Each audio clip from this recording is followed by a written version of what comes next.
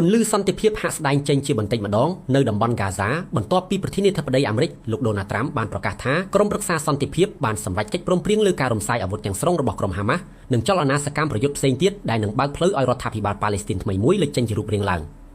យោងតាមសារបង្ហោះនៅលើបណ្ដាញសង្គម Truth Social កាលពីថ្ងៃប្រហ័សទី30 ខែកក្កដាឆ្នាំ2026លោកត្រាំបានចាត់ទុកព្រឹត្តិការណ៍នេះថាជាសមិទ្ធផលដ៏ធំធេងក្រោមផែនការ20ចំណុចរបស់លោកដែលនឹងត្រូវអនុវត្តជាដំណាក់កាលយ៉ាងប្រុងប្រយ័ត្នផ្អែកតាមផែនការនេះនៅពេលការរំសាយអាវុធត្រូវបានបញ្ចប់ទ័ពអ៊ីស្រាអែលនឹងត្រូវដកថយហើយកងរក្សាស្ថិរភាពអន្តរជាតិនឹងសហការជាមួយកងកម្លាំងប៉ាឡេស្ទីនថ្មីដើម្បីធានាសុវត្ថិភាពជូនប្រជាជនក្នុងតំបន់និងប្រទេសជិតខាង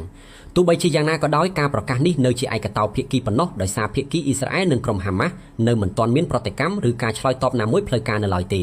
គួរបញ្ជាក់ផងដែរថាសង្គ្រាមដ៏រ៉ាំរ៉ៃនៅហ្គាហ្សាបានផ្ទុះឡើងកាលពីថ្ងៃទី7 ខែតុលាឆ្នាំ2023នៅពេលដែលក្រុមហាម៉ាស់បើកការវាយប្រហារលើទឹកដីអ៊ីស្រាអែលសម្លាប់មនុស្សជាង1200នាក់និងចាប់ខ្លួនចំណាប់ខ្មាំង251នាក់